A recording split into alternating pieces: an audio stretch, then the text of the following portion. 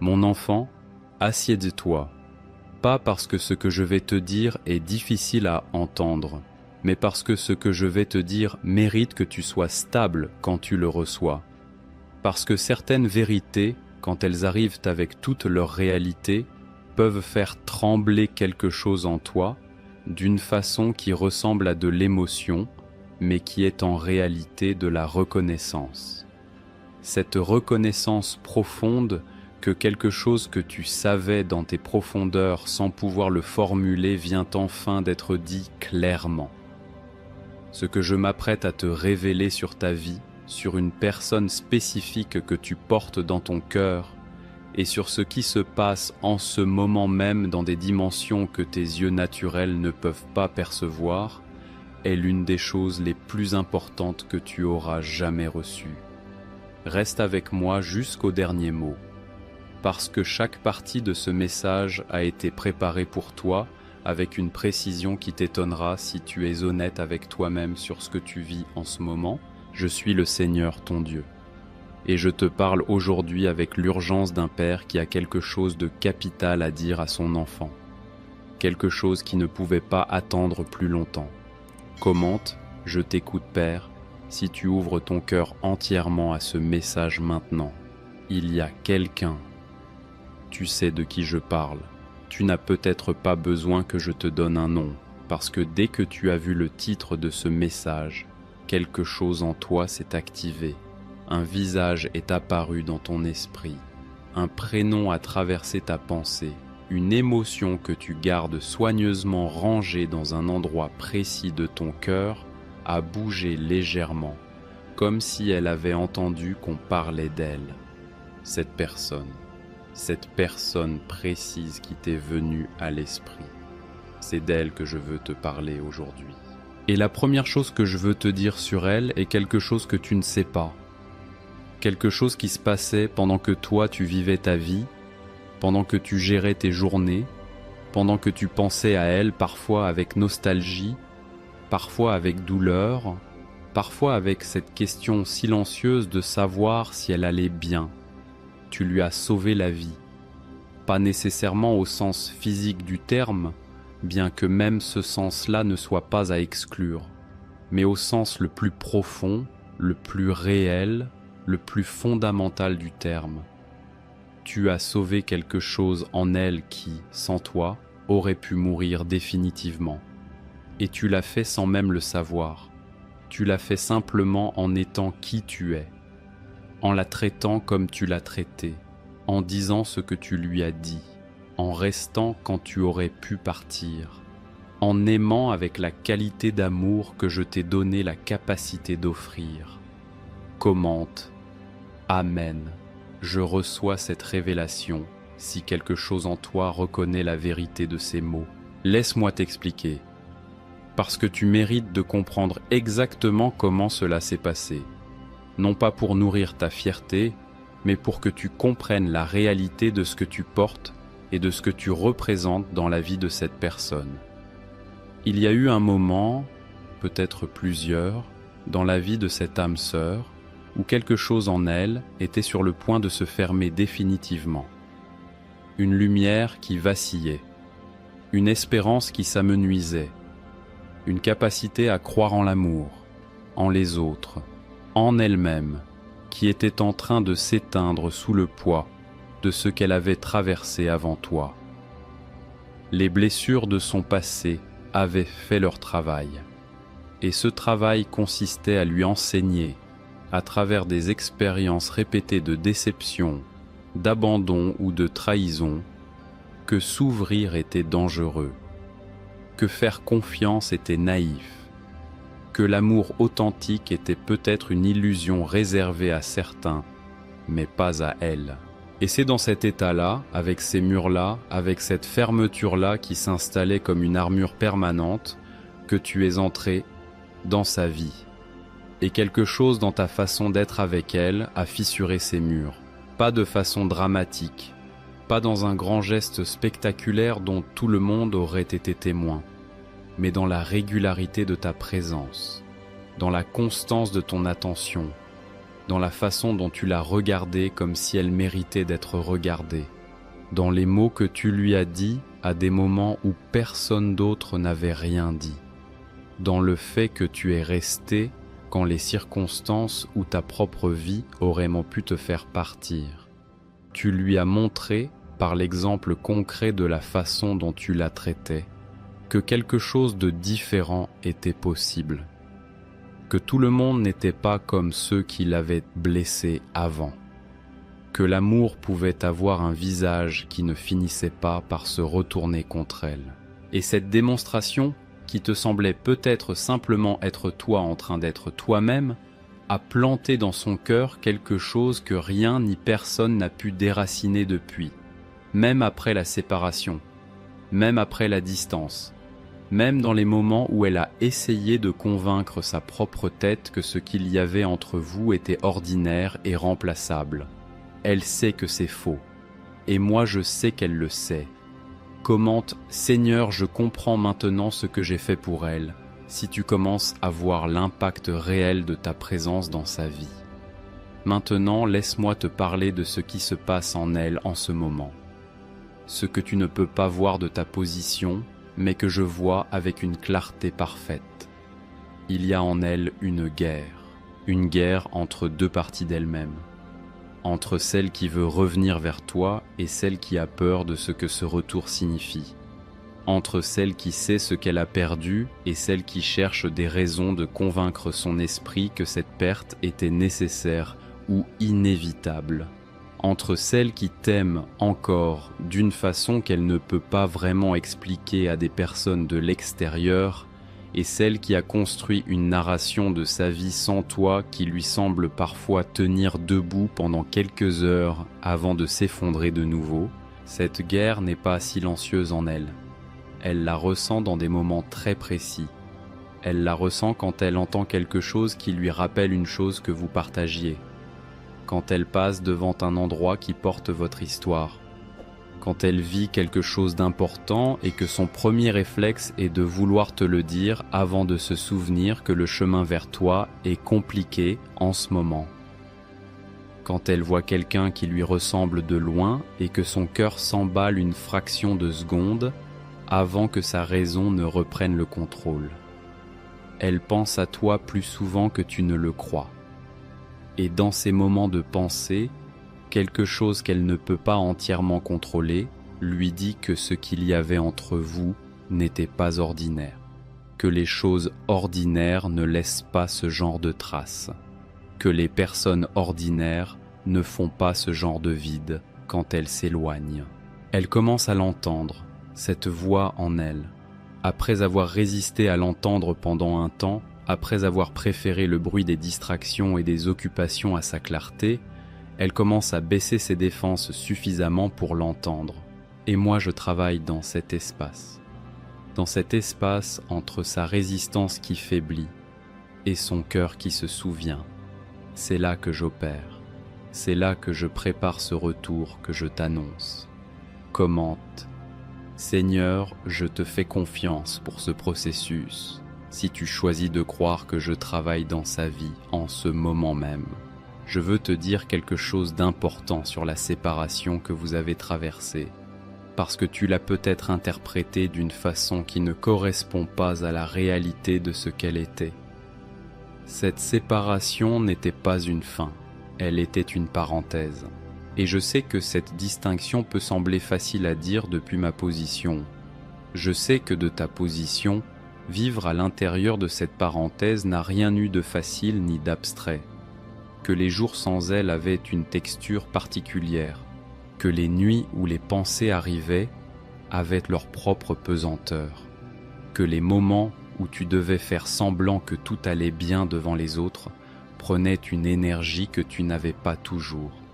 Mais laisse-moi te montrer ce que cette parenthèse a produit, parce que les parenthèses dans mes histoires ne sont jamais vides, elles ne sont jamais du temps perdu, elles sont des espaces de transformation qui rendent possible ce qui n'aurait pas été possible sans elles. Dans cette parenthèse, toi, tu as grandi, tu as appris des choses sur toi-même que la présence confortable de l'autre t'aurait peut-être empêché d'apprendre. Tu as développé une clarté sur ce que tu veux, ce dont tu as besoin et ce que tu as à offrir qui est beaucoup plus nette aujourd'hui qu'elle ne l'était avant. Tu as traversé des défis seul qui ont révélé une force que tu ignorais avoir et tu as découvert, peut-être dans ces moments les plus difficiles, que ta foi, même mise à l'épreuve, ne disparaissait pas vraiment. Elle se transformait, elle se purifiait, elle devenait quelque chose de plus solide que ce qu'elle était avant. Dans cette parenthèse, elle aussi a grandi, différemment, à son propre rythme, par ses propres chemins. Mais elle a grandi dans des directions qui lui permettront d'entrer dans ce que je prépare pour vous deux avec une maturité qu'elle n'avait pas avant. Elle a dû faire face à elle-même d'une façon que ta présence lui permettait peut-être d'éviter. Elle a dû regarder en face certaines des choses qu'elle portait, certaines de ses peurs, certaines de ses habitudes relationnelles, d'une façon qui était parfois douloureuse mais qui était nécessaire. Et maintenant cette parenthèse se ferme. Ce que la séparation devait produire a été produit. Ce que la distance devait révéler a été révélé. Et le temps que j'avais calculé pour cette période de formation parallèle approche de sa fin. Comment je reçois la révélation de cette parenthèse si tu choisis de voir la séparation avec ces yeux-là plutôt qu'avec les yeux de la perte. Maintenant, laisse-moi te parler de ce que j'entends quand elle me parle. Parce que oui, elle me parle. Peut-être pas toujours avec des mots formels. Peut-être pas toujours avec la conscience claire de s'adresser à moi. Mais je l'entends dans ses silences, dans ses soupirs, dans ces moments où elle est assise seule et où quelque chose en elle cherche quelque chose qu'elle ne sait pas nommer. Elle me dit qu'elle ne comprend pas pourquoi elle n'arrive pas à aller de l'avant autant qu'elle le voudrait. Elle a essayé, elle a fait les choses que l'on est censé faire pour passer à autre chose. Elle a occupé son temps, elle a cultivé d'autres relations. Elle a construit une vie qui ressemble de l'extérieur à une vie qui avance. Et pourtant, quelque chose résiste, quelque chose ne se ferme pas, quelque chose continue de pointer vers toi avec une insistance qu'elle n'arrive pas à faire taire définitivement. Elle me demande parfois dans ces moments de silence si c'est normal, si ce qu'elle ressent est juste une habitude qu'elle n'a pas encore réussi à briser ou si c'est quelque chose de plus réel que ça. Et moi je lui réponds, pas toujours avec des mots, mais avec des signes, avec des impressions, avec ces moments de clarté soudaine qui arrivent dans les espaces calmes et qui lui disent que ce qu'elle ressent a un nom, et que ce nom est amour réel, et que l'amour réel ne se neutralise pas aussi facilement que les émotions de surface. Je lui parle de toi. Je lui montre qui tu es vraiment, non pas la version perfectionnée que tu lui présentais peut-être parfois, mais la version profonde, vraie, imparfaite et précieuse. La version qu'il a aimée dans ses moments les plus difficiles, qui l'a tenue dans ses baisses, qui lui a dit des vérités que personne d'autre ne lui disait parce que personne d'autre ne l'aimait suffisamment pour oser. Et chaque fois que je lui montre cette version-là de toi, quelque chose en elle se détend. Quelque chose qui était serré se relâche légèrement. Et ce relâchement est le signe de ce qui vient. Commente. Merci Seigneur de travailler dans son cœur si tu reçois avec gratitude cette révélation sur ce que Dieu fait en ce moment dans la vie de ton âme sœur. Je veux te parler maintenant de quelque chose que tu dois comprendre sur les âmes sœurs, parce que beaucoup de personnes utilisent ce terme de façon romantique ou superficielle, sans comprendre ce qu'il signifie réellement. Et comprendre ce que cela signifie réellement va transformer la façon dont tu navigues ce qui vient. Une âme sœur n'est pas simplement quelqu'un avec qui tu t'entends bien. Ce n'est pas simplement quelqu'un qui te comprend. Ce n'est pas simplement quelqu'un avec qui tu partages des centres d'intérêt, une vision du monde ou des moments de complicité agréables. Une âme sœur est quelqu'un que j'ai créé en tenant compte de toi. Quelqu'un dont la constitution profonde, les blessures, les forces, les aspirations et les appels ont été façonnés de façon à créer avec toi une résonance qui ne peut pas être reproduite avec quelqu'un d'autre. Quelqu'un qui appelle quelque chose en toi que les autres ne peuvent pas appeler, et en qui toi tu appelles quelque chose que personne d'autre dans leur vie ne peut appeler de la même façon. C'est pour cela que tu ne peux pas vraiment expliquer à quelqu'un de l'extérieur ce que cette personne représente pour toi. Parce que les mots que tu aurais à utiliser, les mots ordinaires du langage humain sur les relations, semblent toujours insuffisants, toujours en deçà de ce que tu essaies de dire. Parce que ce qu'il y a entre les âmes sœurs ne se réduit pas aux catégories habituelles.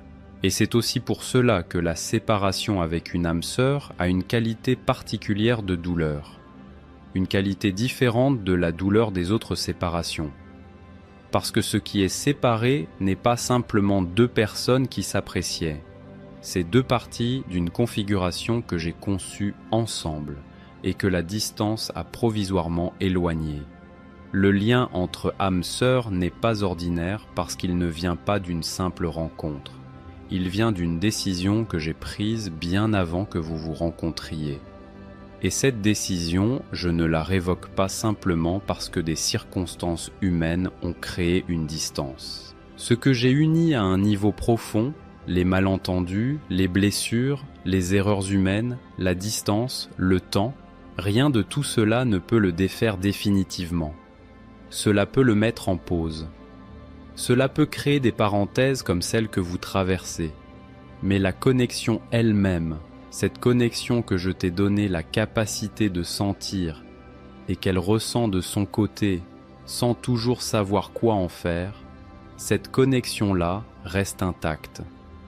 Commente « Je crois en ce lien que tu as créé entre nous. » Si tu choisis de tenir ferme dans cette vérité, laisse-moi maintenant te parler de quelque chose de délicat. Quelque chose que je dois te dire avec beaucoup de soin parce que mal compris, cela pourrait te conduire vers une posture qui ralentirait plutôt qu'accélérerait ce que je prépare. Il y a une tentation très forte dans ta situation. Une tentation que je comprends parfaitement parce que je te connais entièrement. La tentation de prendre les choses en main, de forcer ce retour plutôt que de le laisser s'opérer dans mon timing, d'envoyer le message qui dit tout, de créer les circonstances qui vous feraient vous retrouver, de pousser des portes avec l'urgence de quelqu'un qui a attendu trop longtemps et ne veut pas attendre une seconde de plus. Je comprends cette tentation, elle naît d'un amour réel. Elle naît d'une impatience qui est elle-même le signe de quelque chose de précieux. Mais je dois te dire avec clarté que cette tentation, si tu lui cèdes, pourrait compromettre exactement ce que tu espères. Voici pourquoi. Ce que je construis dans son cœur en ce moment est un processus organique.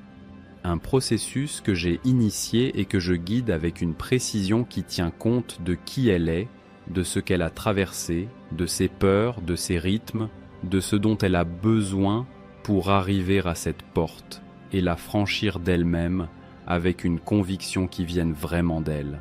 Si tu accélères ce processus par une intervention forcée, tu risques d'interrompre quelque chose qui était sur le point de se compléter. Tu risques de la placer dans une position défensive qui fermera les portes que j'étais en train d'ouvrir.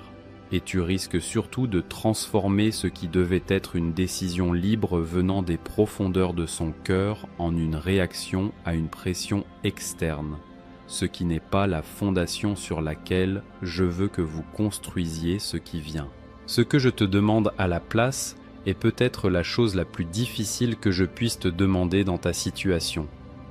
Je te demande de me faire confiance pour ce processus, de rester disponible sans te précipiter, d'être présent, sans être pressant, d'envoyer les signaux qui disent « je suis là et je n'ai pas changé » sans les signaux qui disent « reviens maintenant parce que j'ai décidé que c'était le moment ». La différence entre ces deux postures est subtile de l'extérieur mais fondamentale dans son effet sur elle. Commente. Je remets ce timing entre tes mains, Seigneur. Si tu choisis de faire confiance à mon processus plutôt qu'à ta propre gestion de cette situation, je veux maintenant te parler de toi, de l'état dans lequel tu dois être pour recevoir ce retour quand il viendra. Parce que ce n'est pas seulement elle qui doit être prête. Toi aussi tu dois être dans la bonne posture pour que ce que je prépare pour vous deux puisse se déployer de la façon dont je l'ai prévu. Il y a des choses en toi que cette période de séparation a laissé blesser, des endroits en toi qui ont été touchés par ce qui s'est passé et qui, si tu ne les adresses pas consciemment, pourraient créer des dynamiques dans votre réunion qui répéteraient les mêmes schémas qui ont conduit à la séparation. La première de ces choses est une blessure d'abandon que tu portes peut-être depuis plus longtemps qu'elle. Une blessure qui existait avant elle et qui a rendu sa séparation encore plus douloureuse qu'elle n'aurait dû l'être. Une blessure qui dit à une partie de toi que les personnes que tu aimes finissent par partir et que si tu les aimes trop, tu leur donnes le pouvoir de te faire un mal qui laisse des traces. Cette blessure, je veux la guérir.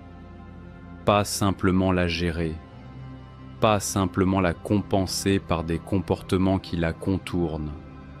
Vraiment la guérir, à la racine, dans cet endroit profond où elle est installée depuis longtemps.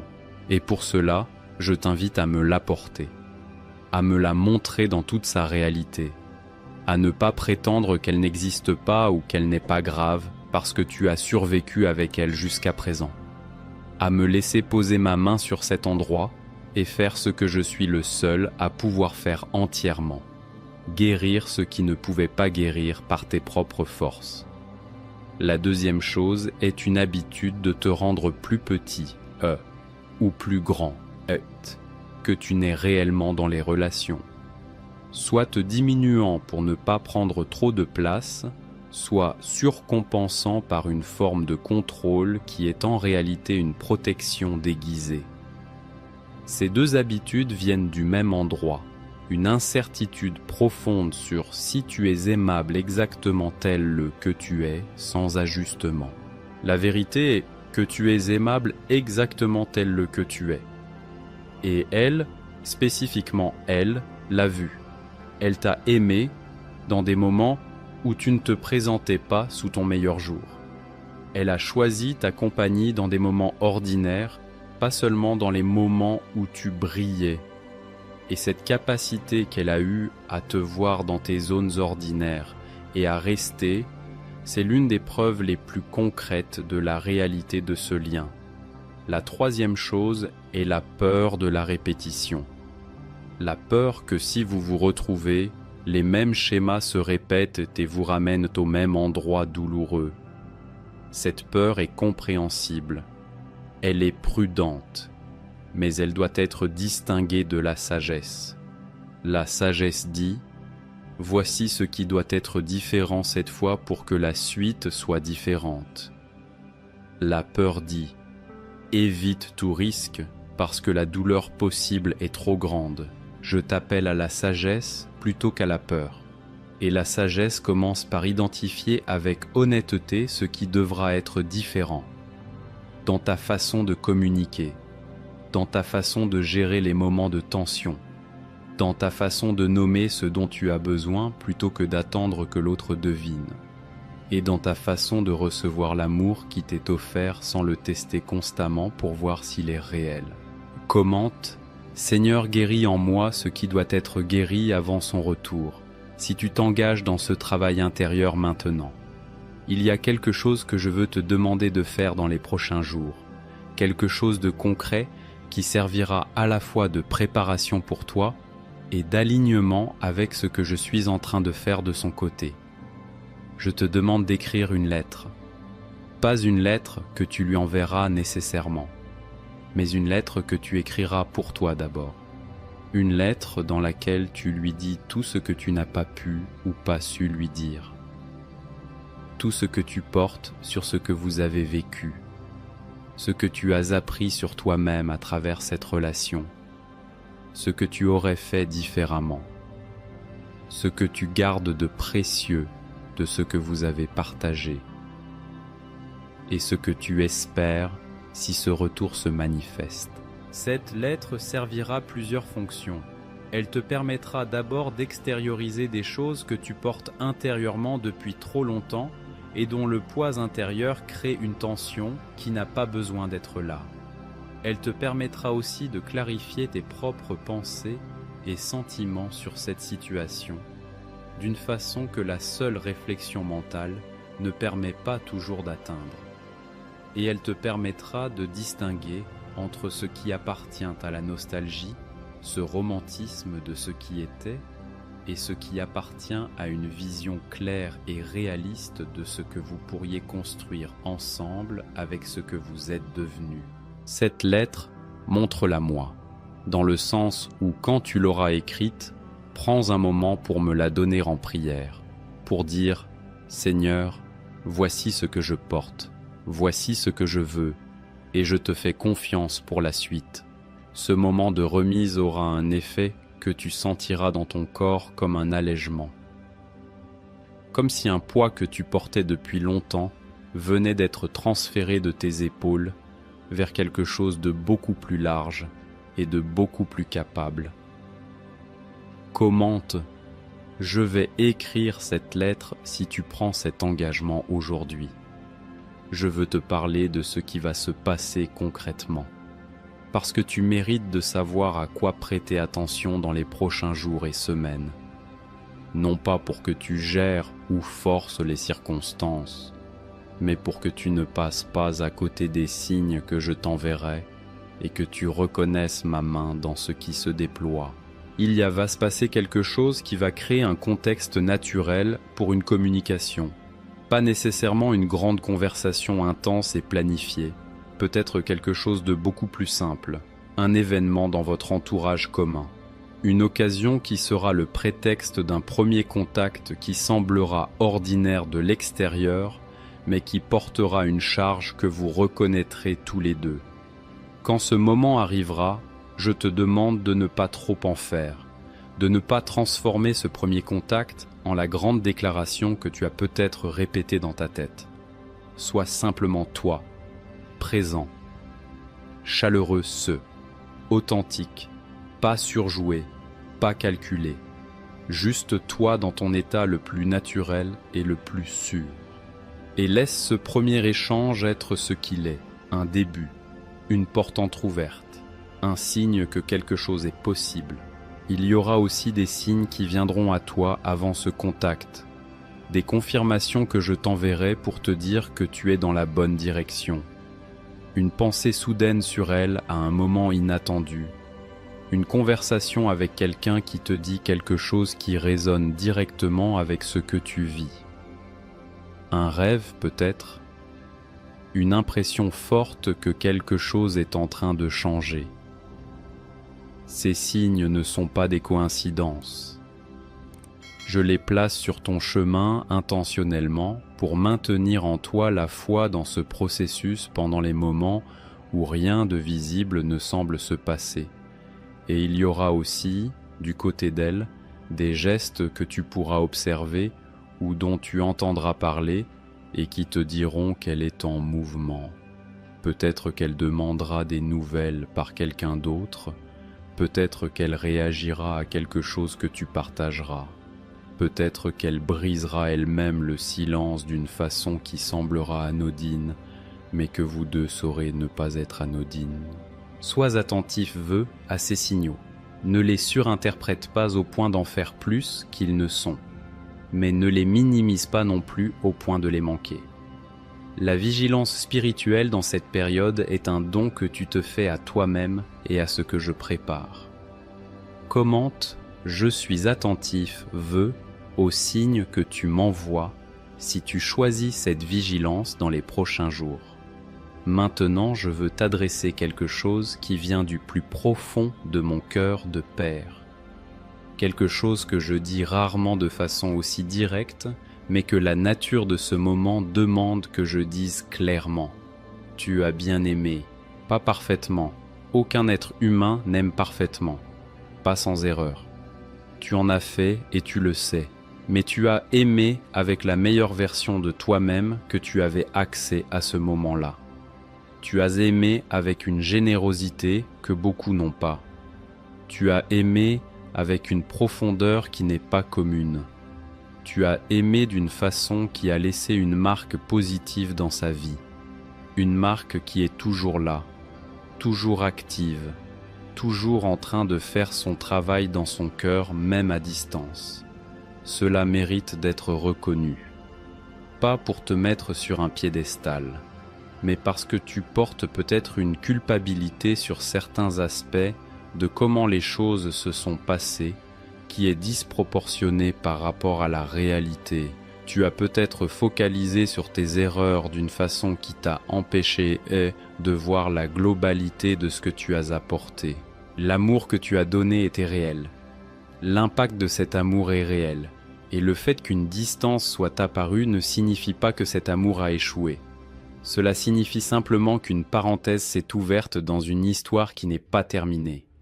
Et la fin de cette histoire, si tu choisis de l'écrire avec moi, si tu choisis de rester dans ce processus avec la foi et la patience qu'il demande, cette fin sera bien différente de ce que tu imagines dans tes moments les plus découragés. Je t'ai créé pour l'amour. Pas pour l'amour parfait qui n'existe pas entre êtres humains, mais pour l'amour réel, profond, transformant, qui grandit à travers les difficultés plutôt que de s'y effondrer. Et ce que tu as vécu avec elle, ce que vous avez construit malgré les imperfections, malgré les incompréhensions, malgré les erreurs des deux côtés, est beaucoup plus proche de cet amour réel que tu ne le réalises peut-être. Commente. Je reçois cette vérité sur la qualité de mon amour. Si tu choisis aujourd'hui de te défaire de la culpabilité disproportionnée et de voir la beauté réelle de ce que tu as offert. Je veux maintenant te parler de ce que votre réunion va produire. Non pas seulement pour vous deux, bien que ce que vous allez vivre ensemble aura sa propre valeur et sa propre beauté, mais pour ce que votre union va rayonner autour de vous. Les unions véritables, celles que j'ai préparées et que j'accompagne, ne sont jamais justes pour les deux personnes concernées. Elles ont toujours un rayonnement. Elles produisent quelque chose qui se communique à l'entourage, à la famille, aux amis, parfois à des cercles beaucoup plus larges, d'une façon qui témoigne de quelque chose de réel sur ce que l'amour peut être quand il est ancré dans quelque chose de plus grand que lui-même. Ce que vous allez construire ensemble sera un témoignage vivant de ce que la restauration est possible, que ce qui a été séparé peut être réuni, que les blessures peuvent guérir, que l'amour qui a survécu à la distance et à l'épreuve est un amour d'une qualité différente de celui qui n'a jamais été testé. Il y a autour de vous des personnes qui regardent votre histoire, pas forcément avec malveillance, parfois avec une curiosité teintée d'espérance. Des personnes qui ont besoin de voir que les histoires comme la vôtre peuvent avoir une suite. Des personnes qui portent leurs propres histoires d'amour difficiles et qui ont besoin d'un exemple concret qui leur dise que ce qu'elles espèrent pour elles-mêmes est possible. Votre réunion sera cet exemple pour certaines d'entre elles. Et la façon dont vous naviguerez ce nouveau chapitre, avec la maturité que vous aurez tous les deux développée dans cette parenthèse, avec la sagesse tirée de ce que vous avez traversé, avec l'humilité de deux personnes qui savent maintenant ce qu'elles ont failli perdre, tout cela créera quelque chose de beau que vous pourrez offrir au-delà de vous-même. Commente. Je comprends que notre amour porte un témoignage pour les autres. Si tu reçois cette dimension plus large de ce que vous êtes appelés à vivre ensemble. Je veux te donner maintenant des instructions précises pour les prochains jours et semaines. Des instructions pratiques qui t'aideront à te préparer et à rester dans la bonne posture pendant que ce processus se déploie. La première instruction est celle-ci. Prends soin de toi maintenant, avant le retour. Pas pour lui plaire quand vous vous retrouverez, bien que cela ne soit pas sans importance, mais parce que tu mérites de prendre soin de toi pour toi-même. Cette période où tu attends n'est pas un vide entre deux épisodes de ta vraie vie. Elle est pleinement ta vie, et elle mérite que tu y investisses ton attention et ta vitalité. Dors, bouge, nourris ton corps correctement, entretiens les amitiés qui te font du bien. Fais les choses qui t'animent. Construis ta vie avec une énergie et une joie qui ne dépendent pas de son retour pour exister. Cette posture, paradoxalement, est l'une des choses les plus attractives que tu puisses faire dans cette période. La deuxième instruction est de ne pas entretenir ton désir de retour en nourrissant constamment les souvenirs. Il y a une différence entre chérir ce qui a été beau et rester coincé, dans une forme de nostalgie qui t'empêche d'être pleinement présent, dans le maintenant. Laisse les beaux souvenirs être beaux sans les faire tourner en boucle de façon obsessionnelle. Ce qui doit revenir n'a pas besoin que tu l'entretiens artificiellement dans ton esprit pour trouver son chemin vers toi. La troisième instruction est de maintenir une vie de prière active sur cette situation. Pas une prière de demande répétitive qui liste à nouveau les mêmes souhaits, mais une prière de confiance, une prière qui dit « Seigneur, je sais ce que je veux, je te l'ai dit, et maintenant je te fais confiance pour ta façon de l'accomplir et pour ton timing. Je reste disponible et ouvert, à ta direction. Montre-moi ce que je dois faire et ce que je dois éviter. Garde mon cœur dans la paix plutôt que dans l'anxiété de l'attente. Cette prière-là te maintiendra dans une posture qui est à la fois engagée et lâchée, ce qui est exactement la combinaison que ce processus demande. La quatrième instruction est d'identifier et de travailler une habitude relationnelle que tu sais avoir besoin de transformer avant le retour. Une habitude concrète, pas abstraite. Quelque chose de précis que tu fais ou ne fais pas dans les relations et qui crée de la friction ou de la distance. Peut-être ta façon de gérer les conflits, peut-être ta tendance à te fermer quand tu te sens vulnérable, peut-être ta difficulté à demander ce dont tu as besoin clairement. Identifie une chose, juste une, et travaille dessus de façon intentionnelle dans tes interactions actuelles afin que quand vous vous retrouverez, cette habitude ait déjà commencé à changer. La cinquième instruction est de parler à quelqu'un de cette situation, quelqu'un en qui tu as confiance. Pas pour qu'il ou elle te dise quoi faire, mais pour que tu sortes de l'isolement de ce que tu portes. L'isolement amplifie tout. Il amplifie la douleur, l'anxiété, l'impatience. Être accompagné dans ce processus par une présence humaine de confiance allègera quelque chose que tu n'as peut-être pas réalisé être aussi lourd. Commente, je prends ces instructions au sérieux si tu choisis de les appliquer dans les prochains jours. Mon enfant, je veux maintenant te dire quelque chose sur l'amour qui vient du fond de mon cœur de père. Quelque chose que je veux que tu portes avec toi longtemps après avoir fini de lire ces mots. L'amour que tu portes pour cette personne, cet amour qui a tenu malgré la distance, malgré le temps, malgré les moments où tu essayais de te convaincre qu'il était moins réel qu'il ne l'était, cet amour est l'un des plus beaux cadeaux que je t'ai fait. Il est la preuve de ta capacité à aimer profondément. Il est le signe que tu as un cœur qui ne se contente pas de la surface des choses. Et cette capacité-là, ce refus de l'amour ordinaire quand tu as goûté à quelque chose de plus réel et quelque chose de précieux que je t'ai donné, ne le honte pas, ne le minimise pas. ne te convainc pas que tu devrais l'avoir surmonté plus vite ou que le fait de ne pas l'avoir surmonté est un signe de faiblesse.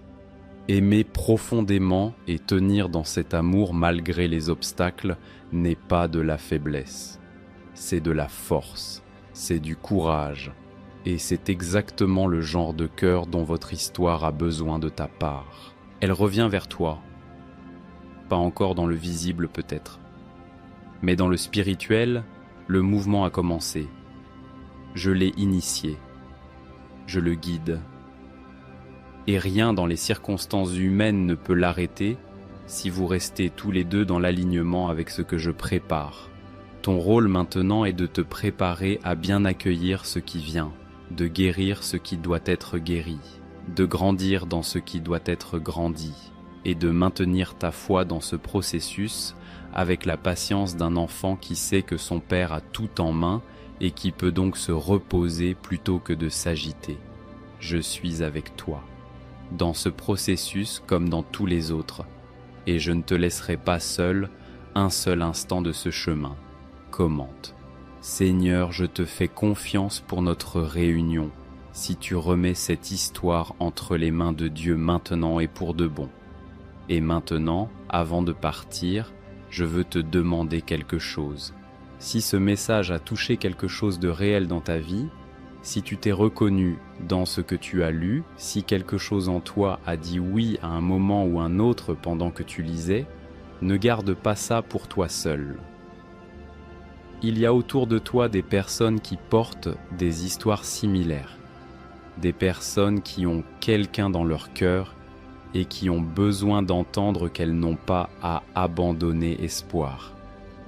Des personnes qui ont besoin de savoir que je travaille aussi dans leur situation, même quand rien ne bouge dans le visible.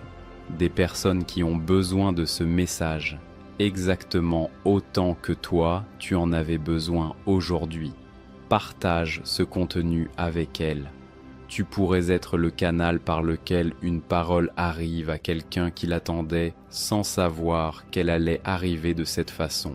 Abonne-toi à cette chaîne maintenant et active immédiatement la cloche des notifications, parce que des messages comme celui-ci arrivent régulièrement ici. Des paroles préparées pour des personnes comme toi, qui sont à des moments importants de leur vie et qui ont besoin d'être confirmées, guidées et encouragées avec précision. Ne laisse pas l'algorithme décider si tu verras le prochain message. Prends toi-même la décision d'être là, abonne-toi, active la notification et reviens. Appuie sur le bouton « J'aime maintenant ». Ce geste simple permet à d'autres personnes de trouver ce contenu au moment où elles en ont précisément besoin. Mon enfant, ton âme sœur revient. Je m'en occupe. Prépare-toi à la recevoir. Je t'aime profondément et sans condition. Et je suis fier du cœur que tu as.